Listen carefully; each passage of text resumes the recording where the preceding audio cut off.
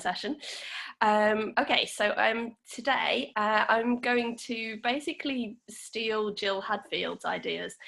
She was the first person that spoke this morning, and I want to talk to you about group dynamics based on a lot of ideas from Jill's book Classroom Dynamics, and from things that I learned when I was doing teacher training, an MA module in teacher training last year. And I'm going to start by, sorry, I've just realised I can't actually see the notes from my presentation. Just bear with me a minute. I can't actually see what I'm saying next. Give me a second, sorry. Just a minute.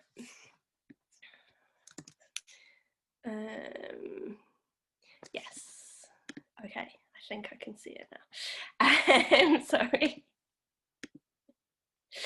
Yeah, so I'm going to start off by talking a bit about what group dynamics are and why it's useful for us as teachers to be aware of them. John was mentioning the kind of online socialization, and I think this is something that I've become more and more aware is important, both online and offline, is working to try and get a group of people like this. So here you go. Yeah, can you see my slides okay now, I think? Yeah, so this very happy, this is kind of the corniest picture that I could find on Pixabay of a group of people. And I think all of us have had groups of learners who are like this. They all want to be there, they're all enthusiastic, but I think equally all of us have had experiences of groups either as a member or as a teacher where things maybe haven't gone as well as we might want them to because of the way that the group works together, because of the rapport of the people in the group. So I want to start with an activity from Classroom Dynamics, and can you write your answers in the chat box? I'd like you either to think about groups that you've taught, what has made them easy to teach, what's made them difficult or mixed, or maybe think about a group that you've been a member of, maybe in your family, maybe a sports team or colleagues or a church, for example. Did you have a good, bad or mixed experience as a member of these groups, and why? So basically what makes it, yeah, what makes a good group, what makes a bad group.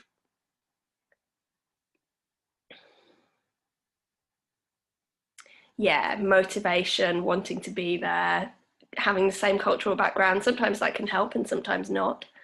Yeah. Sometimes, yeah, if you don't know why they don't get along with each other, that can cause a real problem. Yeah, I think motivation is something that a lot of people have mentioned. Newcomers are difficult. Now, that's an interesting thing. Is that their fault? Is that our fault? Is that the group's fault? I'll talk a little bit later about like the stages of a group and why having newcomers can be a real challenge. Kata, what do you mean by fluctuation? Fluctuation of what? Yeah, Shaka not being able to read groups or understand them. Yeah, students also can be quite good at ostracizing students, a weaker student or one who they think is different. Yeah, when they're open-minded. Yes, there's lots of ideas there already about good and bad. Yeah, Tanya, and groups that have changed when you move online, that they're either fantastic in the classroom and then you put them in the face-to-face classroom and then you put them online and suddenly no cameras, no dynamic, nothing.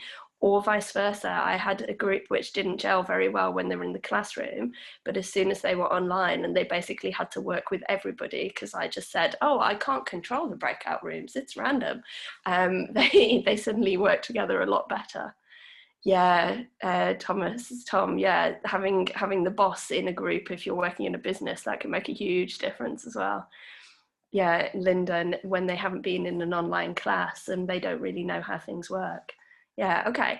So lots of different ideas there about what makes a good group or a bad group. Okay, so if you did this with your students, they can start off by considering the group, and then you can give them some reflective questions to ask. So this is something you could actually do with your students. And as John said, having the opportunity to reflect sometimes will change their behaviour. So I'll let you read that.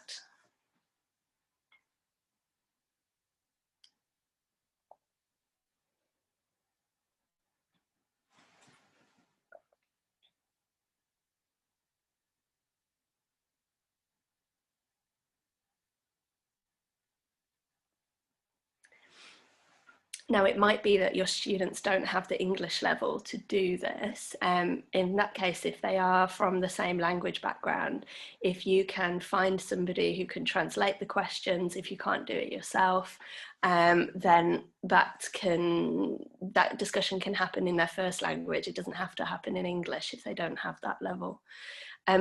One thing I will say is that I haven't actually really tried out any of these activities because I've been teaching beginner and elementary 10 to 12-year-olds for the last 2 years. So, these are all things that I would like to try out. And I've had intermediate and upper intermediate groups in the past, particularly where there were a mix of kind of teenagers, like 16 to 18-year-olds, and then students who were in their 30s and 40s within the same group of like 8 to 10 students.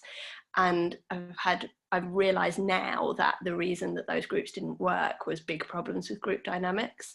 And I think it would be interesting to go back in time and have these kind of discussions with my students and see if it made any kind of difference.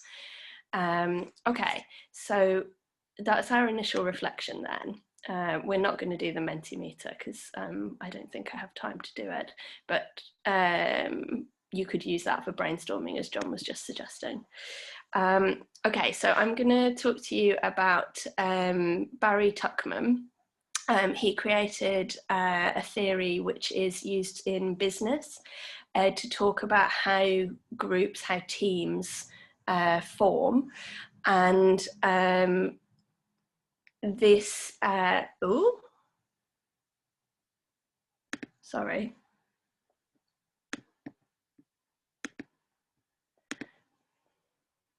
Can you still hear me, everybody? My PowerPoint just crashed and I have a sneaky feeling it might do that again in a minute. Just give me a second because I think this is the second time I did this presentation and I'm almost positive it's crashing at exactly the same point in the presentation that it did before, but I'd actually forgotten about it until just now. Just give me a second. I have the presentation in a different place because even on your own computer you need to have a backup plan. And I will, let me open the slides in this other place. Yeah. Sorry about that.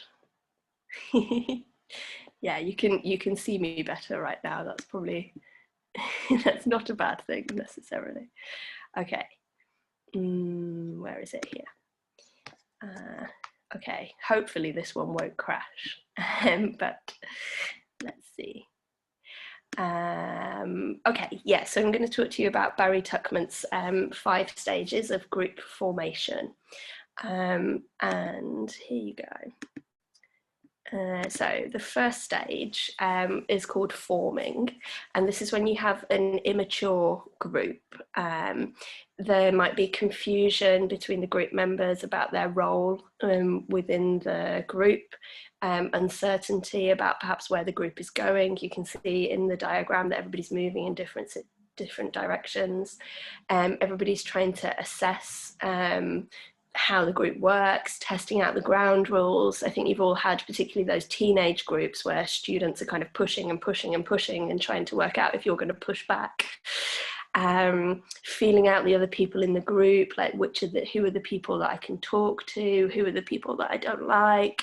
Maybe you're starting to work together to define your goals and like the direction that the group might want to go in, and just that initial like getting to know each other, getting acquainted with each other.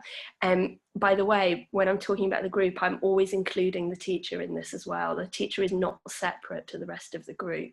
So it's not just the students getting acquainted with each other, but also getting acquainted with the teacher and how the teacher works, and the teacher learning how the students work, and generally like establishing rules with each other. By the way, I can't see the chat box at the moment because my screen isn't big enough for me to be able to see everything right now. So Glenn, if you think there's anything vital in the chat box, could you come on the microphone? And yeah, will do, Sandy. I'm looking right now. Thank you. So that's stage 1. So stage 2 is called storming, and this is where you have a fractional group. And this is where you might start to have some disagreements. Some people want this from the group, some people want this. There's a struggle for the leadership. And if we're talking about a classroom situation, because this is originally a business model, you're talking about a classroom situation, it's not necessarily the teacher who's leading, who's leading the group in this case. It may be that there's a particularly dominant student, for example, who's basically always in charge, who tells people where to sit and what to do and when to listen to the teacher and things.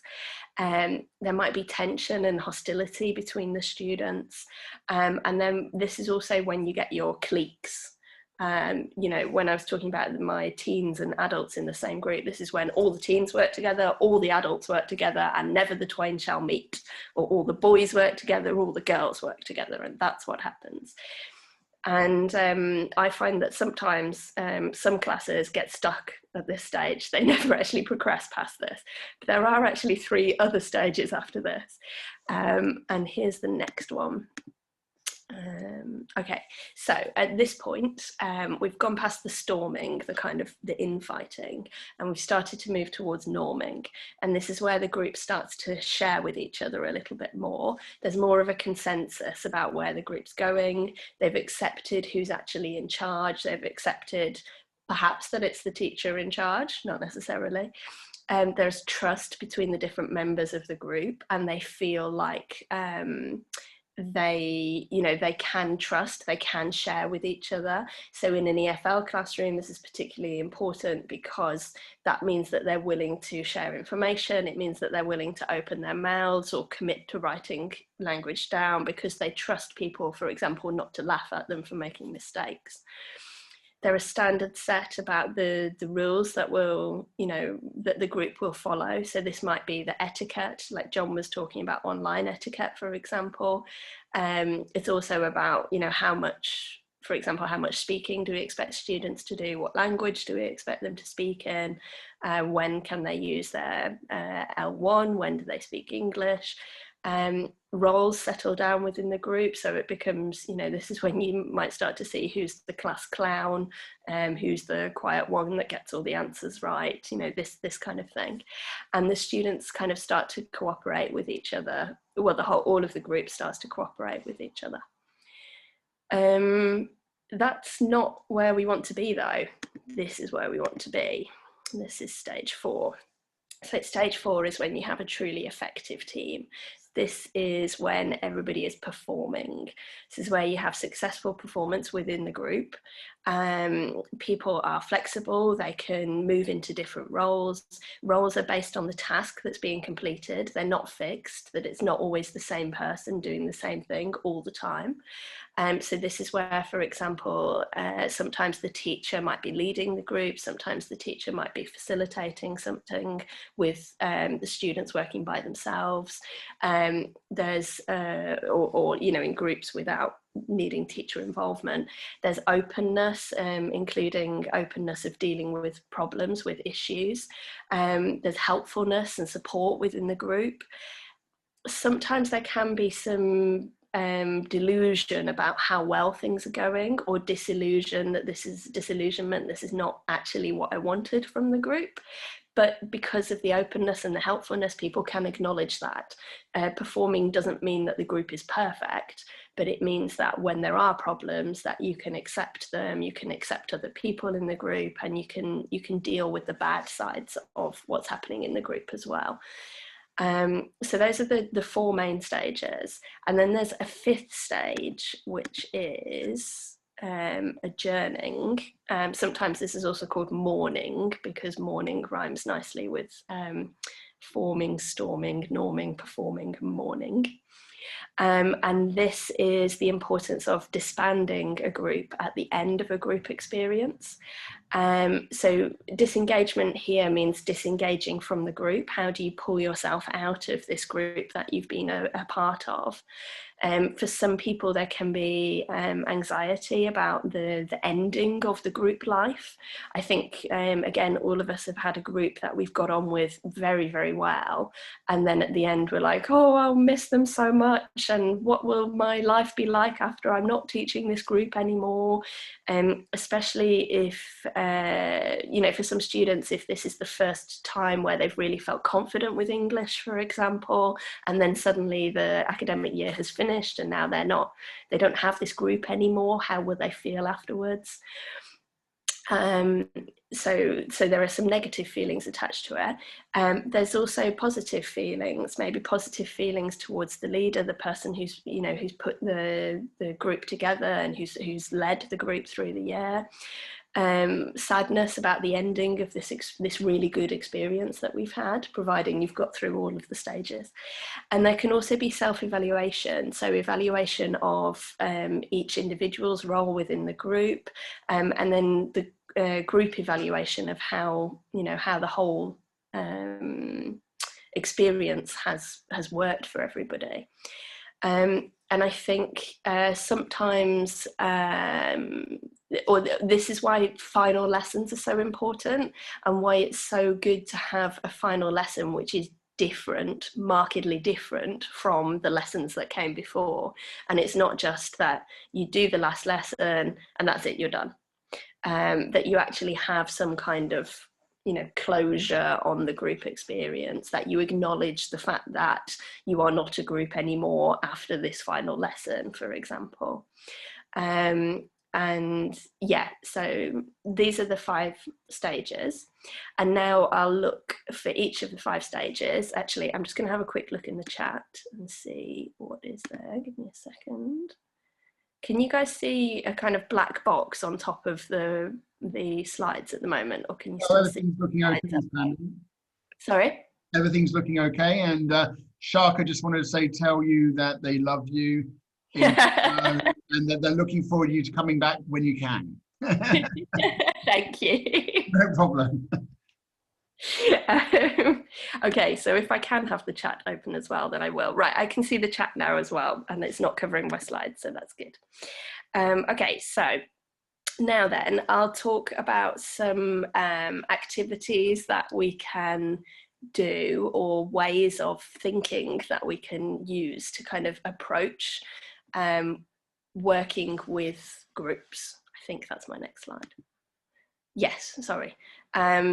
That is a lie. Sorry, I can't. The problem with my PowerPoint crashing is that I now have none of my notes. So I'm just trying to remember what my next slide is. I can't see until it comes up.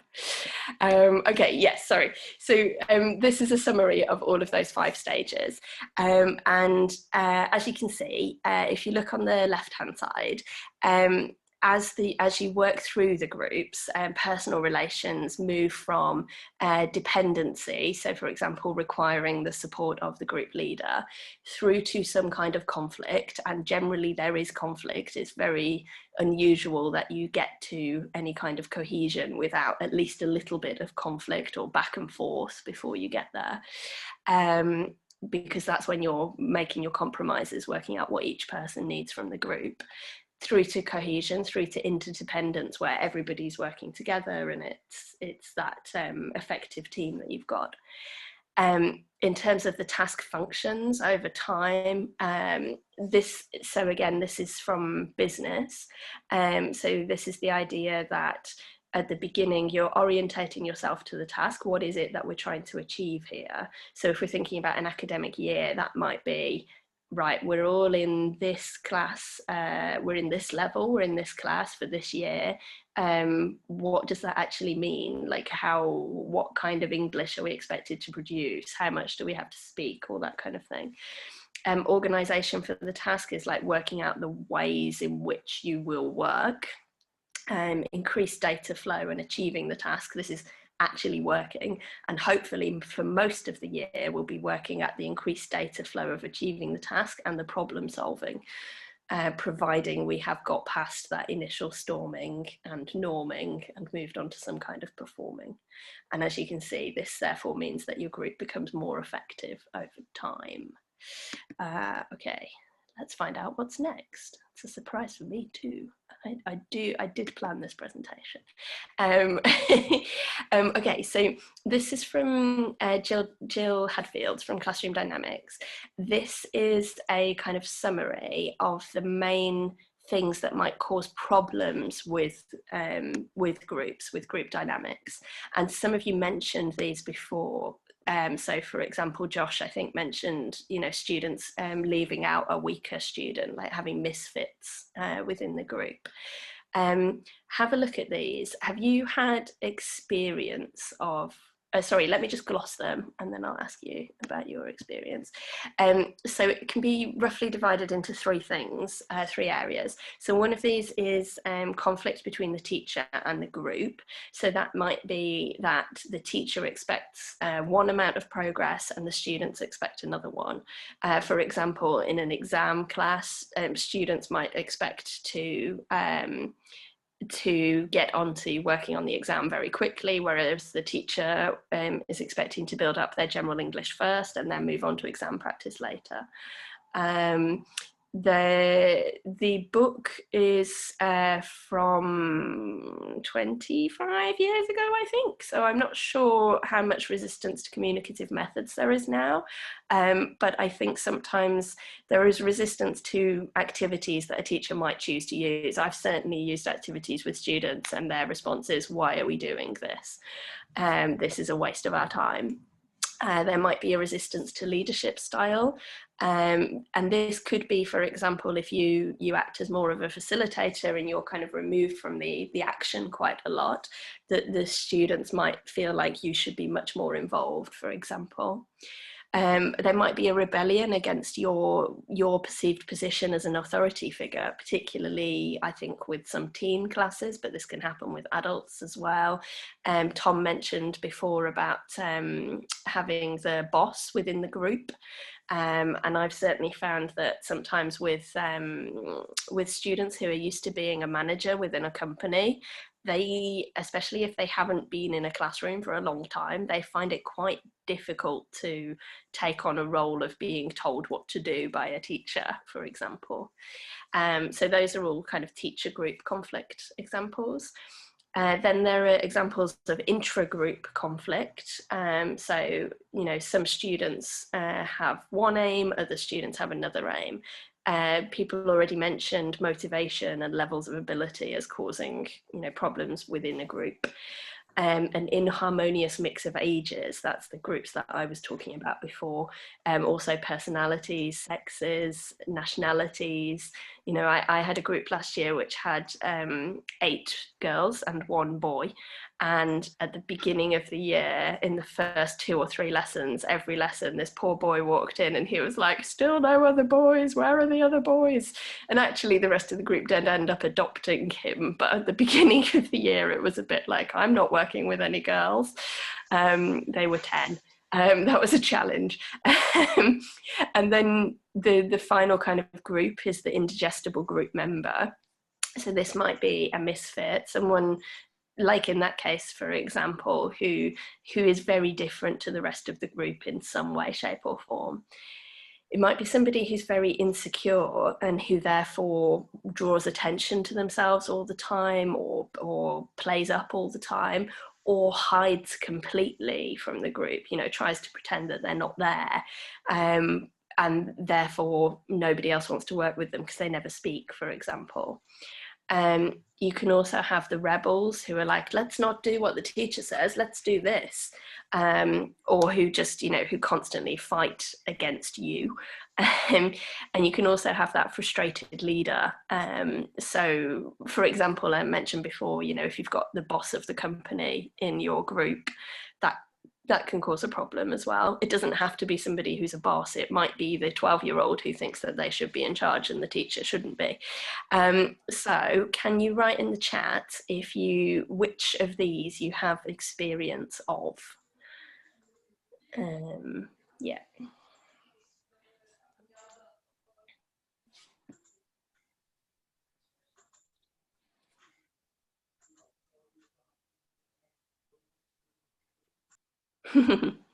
Yeah, Shaka. Yeah, Marie.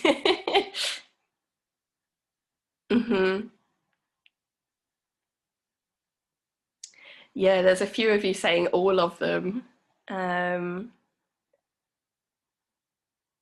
Yeah. And I think this is a funny thing, isn't it? That we have experience of almost all of these things, but I think I've only ever been told about group dynamics a couple of times, and when I was told about them, I wasn't ready to hear it. And yet, this is one of the biggest problems that I find teachers have with their groups. And as John said, if you think about that model, or if you think about Maslow's hierarchy of needs, if belonging doesn't exist, if the online socialization or the socialization into the group doesn't exist, nothing else can happen, nothing else can work.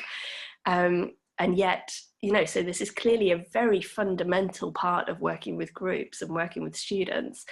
And yet, I'd been teaching for like 11 years and training for 5 before I really thought about it, despite Jane Harding DeRosa, who definitely told me about it at least 5 or 6 years ago, and I just wasn't paying attention. So what I would say is pay attention, research this more, and I think it will make a huge difference to those challenging situations.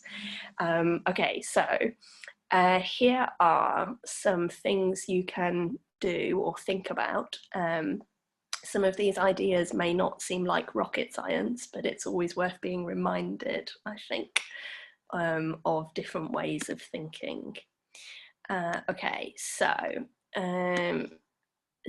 I've got too many things on top of my presentation. This slide is too busy. Okay, so if we're dealing with teacher group conflict, okay, sorry, this is supposed to come up gradually if my presentation is working properly. Okay, so one of the things that you can do is listen. I'm going to start with the cog at the top. In fact, that's a lie. I'm going to start with the speech bubble. Okay, so to win trust, we have to be open about our objectives, and we have to be ready to participate in activities on an equal basis whenever it is possible or makes sense for us to do so. So this is from trainer development, but I think it's equally true of teachers, not just teacher trainers, that if we want the group to work, we are part of the group. We are not separate from the group. If you expect the students to do something, you have to be willing to do it yourself. And that way you will build rapport and you will build trust.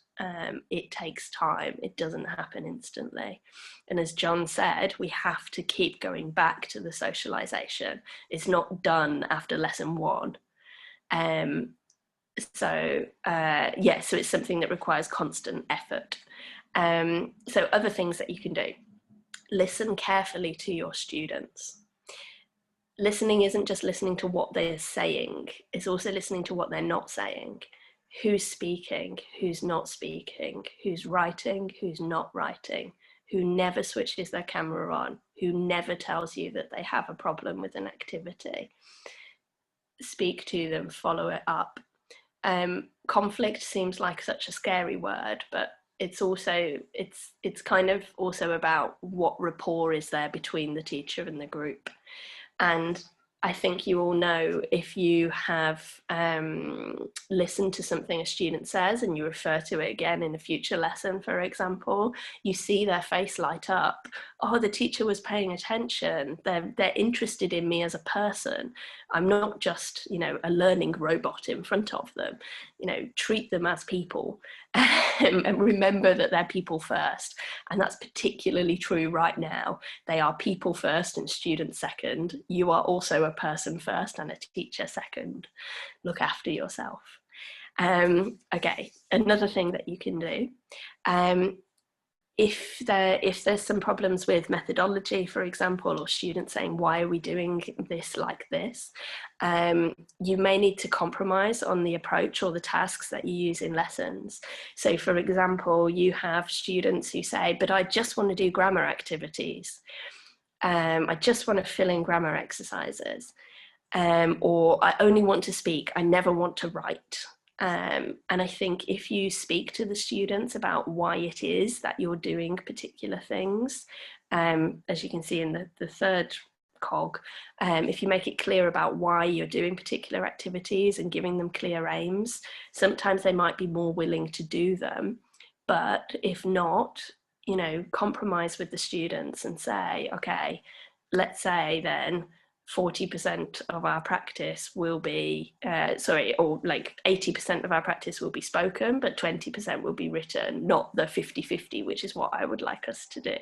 So negotiate with your students.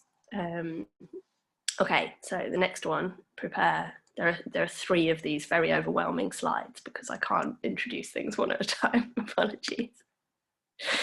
Okay, mutual trust cannot be taken for granted.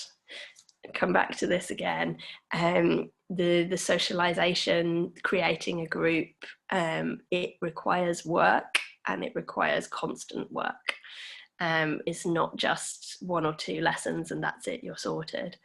So if there is a problem within a group, you know, and then they're not working well with each other, if they seem to be quite well balanced and you think this will work, confront the problem, discuss it with the students, ask them to discuss it in Polish, you know, or in their mother tongue. It doesn't have to be in English. Encourage students to think about both sides of the argument. You know, the classic one at the moment is the conversation with students about cameras on, cameras off. You know, if you've got a well-balanced group, talk to them about it and say, okay, you know, it was something I tried with when I did a drop-in with a teacher's group where none of the 11 students had their camera on. I took a screenshot of what the screen looked like when it was only the teacher's camera on. I intervened and I said, right, I'm the director of studies at the school. I'm here as a guest. I haven't met you before. I need to see all of your faces. Cameras on, please. I waited. And obviously a couple of them, the cameras weren't working, but then I took a screenshot of that and I said, right, let's look at the difference between these 2 screenshots. Look at this one with people and look at this one with words.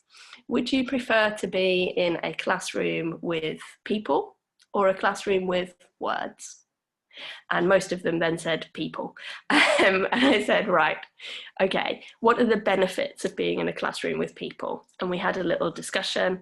I said, why might some people choose not to put their cameras on? And we had a little discussion. I said, okay, it's still your choice. You can still choose to whether to have your camera on or not. But I would like to request on behalf of your teacher that you use your camera as often as possible. And I think it has improved since then. I don't know 100%, but I think it has improved since then. So if you've got the right group, confronting it and discussing it can solve the problem. If you have a relatively low level problem, like it hasn't escalated yet, then you can use what Jill Hadfield calls gap bridging activities. So this is basically some kind of information gap or opinion gap where you help students to get to know other members of the group and feel like they're part of a complete group, not cliques, for example. I can't remember any examples of these gap bridging activities, but if you get Classroom Dynamics by Jill Hadfield, she's got a lot of activities in that book. I would highly recommend laying your hands on a copy of it somewhere. If you work in a school, the chances are quite, in a private language school, the chances are quite high that there is a copy of it kicking around somewhere because it's been around for a long time. Yeah, it's worth the investment, I think. If you have a particularly problematic group, you may decide to just cut your losses. Jill says that it's actually quite arrogant of us to think that we can solve every problem ever going, because we are in fact humans and not machines, and even machines can't solve every problem. It's quite arrogant to think that any group that is in front of us, we can magically make them a perfect group, make them all work together. So you may just decide to just use more individual work, use more pair work, not force them to work together, not group students in ways that they don't like, and just say, do you know what, we'll just get through to the end of this year or the end of this course and then we're fine. Sometimes just cut your losses and move on. It makes everybody's lives easier and less stressful. Okay, that was number 2. Here's your third one. So the indigestible group member. Okay, so why are they indigestible? Okay, so have a look at the speech bubble first. So participants, again, this is from a teacher training perspective. Participants frequently arrive with preoccupations relating to their work or their families, which prevent them from being fully present. And they often, therefore, gain least from courses and are most critical in end-of-course evaluations. That student whose head is not fully in the game, they're thinking, particularly now that we're online, they're thinking about all of the other things that are more important to them than the English lesson right now, because again, how very arrogant of us to think that English might be the most important thing in their life right now. We're bloody lucky that they've decided to be in front of us. So first, I think recognizing that there are other things going on. English might be the thing that our lives revolve around, but that doesn't mean it's the thing that their lives revolve around. Then it depends on the kind of indigestible group member as to what you can perhaps do about it. If they're an insecure student, I think, give them warmth, give them attention, give them encouragement, help to boost their confidence, and encourage them to integrate with other members of the group. So find 2 or 3 students that they work well with and gradually help them to feel confident working with everybody in the group, but do it over a period of time and do it with the support of other group members who are supportive, as it were.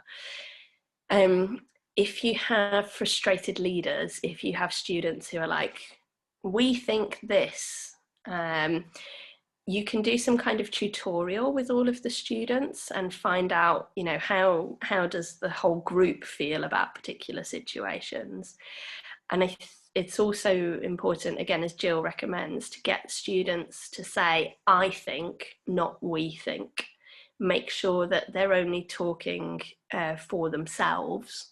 And if they're speaking for a group, make sure that it's only immediately after the group and the whole group agrees, because you'd be amazed how often one person is speaking for 10% of the group out of the 10, and yet appears to be conveying the opinion of the whole group.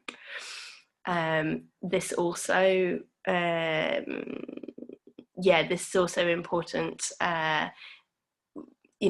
like making sure that every student feels like they have a voice in the classroom, that it's not just the 1 or 2 kind of dominant students that take over. If you have rebel students, get to know them and make sure that they know you. It's a lot harder to rebel against somebody if they're a real person to you, if you can see that, that they have strengths and weaknesses too.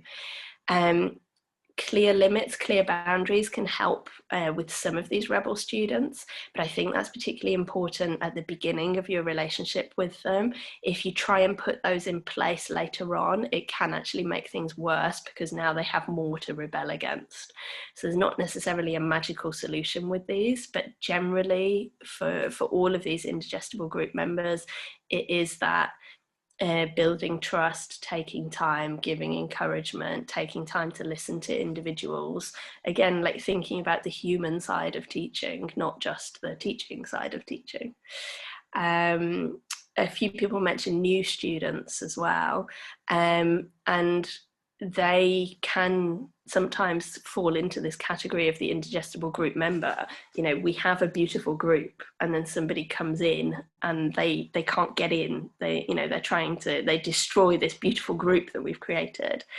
And every time you have a new student, it's important to help them integrate as well and to help the group get to know them gradually. So when I'm in a face-to-face classroom, for the first 2 or 3 lessons after I have a new student join the group, I put all of the students' names on the board again for a few lessons so that that new student can get to know everybody in the group. And also so that the people who were already in the group definitely 100% know the names of all of their classmates, because you'd be amazed how often they only know the names of the 3 people that sit around them all the time and they have no idea who that person is over there. Yeah, so, you know, again, remembering that group formation, you know, that all of those stages, that forming, storming, norming, performing, as soon as your group might be norming or performing, as soon as you add a new person to the group, it's not the same group anymore and they go back to forming. So you've got to help them to go back through those stages. I think it's a really useful model to help you to think about what's happening within your classroom, between the people within your classroom. Okay, so what's next?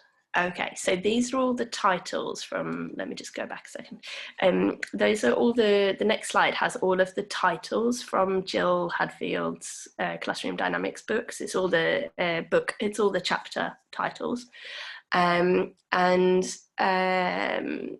What I would like you to do is look at the chapter titles and in the chat box, write the name of a chapter and an activity that you know that already exists that you think could help with that particular area. So, for example, let me, in the chat. For example, a sense of direction could be, John was talking about using Photobubble, so it could be using Photobubble to record an audio, set a speaking aim, and then record another one later to assess whether you've achieved it. But you do this in a group. So you're not just doing it individually, but you're working with your colleagues. Yeah. So can you suggest ideas for activities? Jill emphasises the fact that a lot of these, a lot of the activities we already use in the classroom can you know, have this group dynamic focus or classroom dynamics focus without that much tweaking, really. So this is just to help you to realise that.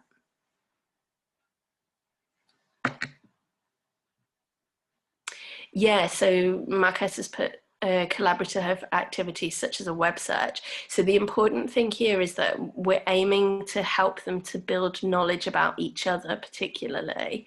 So a web search, for example, where they're trying to find things in common about their background or their, you know, their family or something like this, or about their favourite film or TV character or whatever. Mm-hmm. Yeah. Mm-hmm.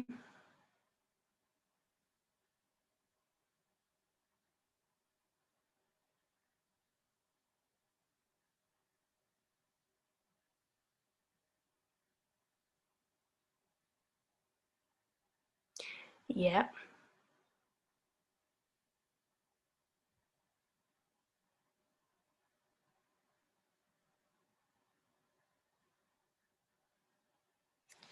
Just give you, how much time have I got?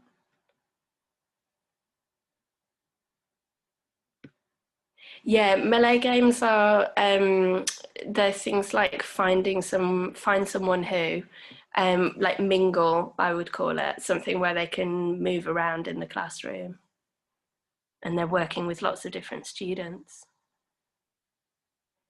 Yeah, Emma. That's a nice activity. I think online is using the random breakout room function, so students are always working with different people. Yeah.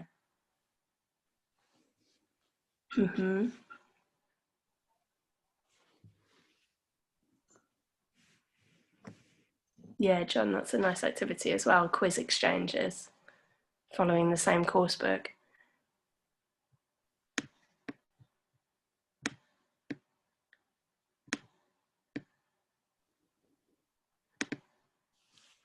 Yeah.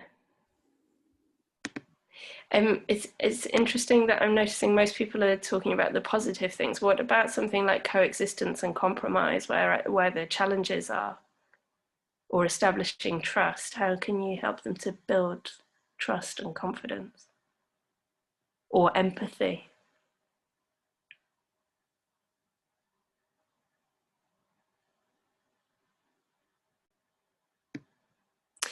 And Marketa, you said you can't achieve as big a variety of interaction. I think that's true, but I think in some ways there's more depth of interaction now. If you're using breakout rooms, a similar proportion of the time, I think students are maybe spending more time with students that they wouldn't necessarily have ever spoken to before. Yeah. I think yeah, exactly, Julia. Being specific. Now, I will query the use of the word good and great, though, because good and great is actually non-specific as saying bad and rubbish vocabulary. So helping them to be really specific and give really concrete praise. So, for example, your intonation is very expressive, or you used a wide range of vocabulary. Yeah, trust and confidence. I like that. Teaching the teacher as well. So you see, you already have a lot of these ideas for activities. Yeah, and Daniel, setting objectives as a class. Yeah, mirroring activities. That's a really nice one. I do some actions and the students have to mirror me. And then, students can do that in breakout rooms as well. Something like that can be a nice brain break as well, and just getting a bit of movement into the lesson. Yeah, okay. So I'm not going to tell you answers, because basically you just need to read Jill's book, which I realise is not very helpful, but sorry. Oops.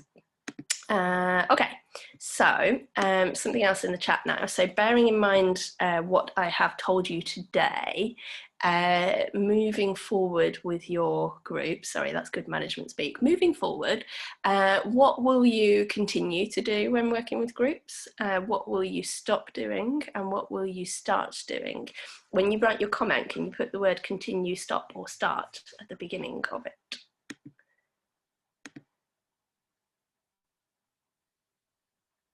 Julia, yeah, I agree. Owning your mistakes.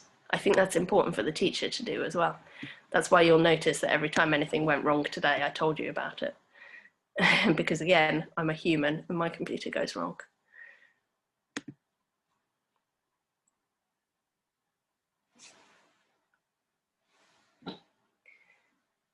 So, yeah.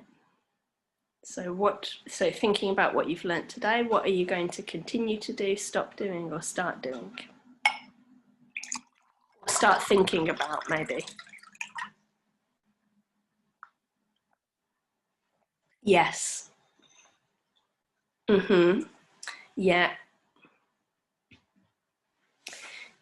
Yeah, Evgenia, I think it's good to stop activities that students don't like, but maybe discuss with them about why they don't like it as well. Because sometimes it might be that you need to tweak the activity rather than stop it completely. Yeah, making them feel right. Listening to silence, really important. Yeah, Emma. I think, yeah, paying attention to who's working well together and who's not is really useful. Giving students choices is super important, as Pavla says. That's something that Sarah Mercer talks about a lot, about, oh, I've forgotten the word. Autonomy isn't the word. Agency, about students having agency. Yeah, Marie. I'd be interested to hear if that works. Let me know if that works or not. Yeah, Shaka, like trying out variety, you know, experimenting with new things to see what works with the dynamics, acknowledging that sometimes it won't work, but if you never try something out, then, you know, you never know if that works better with your groups. Okay. Yeah, start reading Jill's book, definitely. Yeah. Okay, cool. So lots of different ideas there. Yeah, I think getting feedback from students, super important. Finding out what's working, what's not. Mm-hmm. Ongoing needs analysis, as John says there. Yeah. Yes. Communicating your feelings carefully if you want them to communicate theirs, but also communicating how you're feeling about the situation, you know. Yeah, Marion says, stop taking things personally. I mean, shit happens and there's nothing you can do about it, and just move on. There are more important things. It is hard to do. There are more important things in life than your English lessons, as has been proved very much by the last 8 months. Yeah.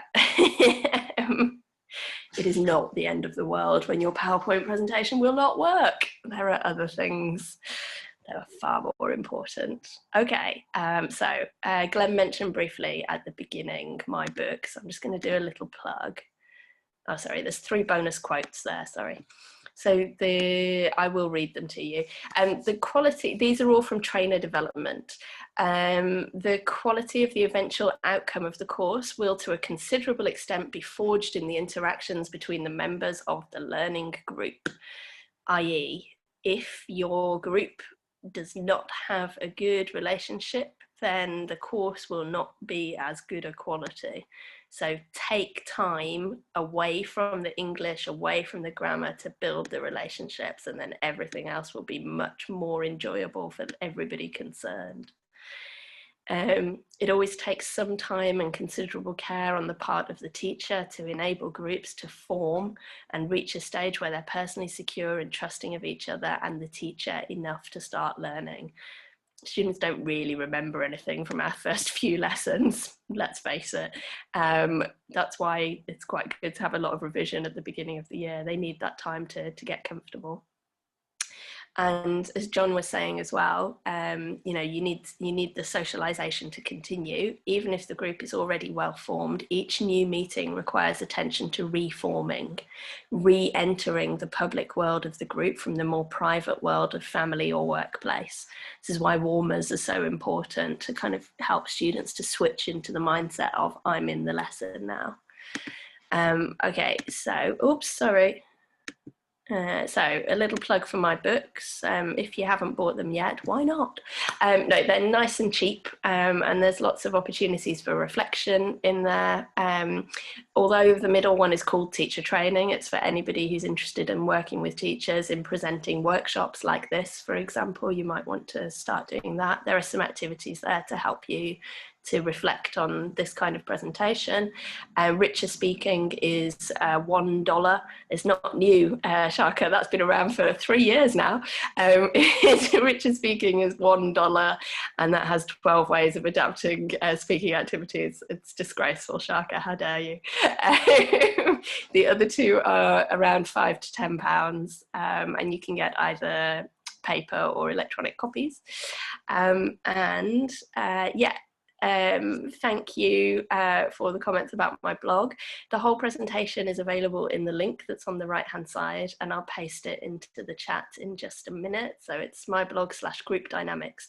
It won't pop up today because I did it a month ago at IH Kiev in the same form, so it's the exact same link to that. But yeah, hopefully you found it useful. I don't think there's time for any questions, but yeah, hopefully that will basically get you all thinking. So thank you very much.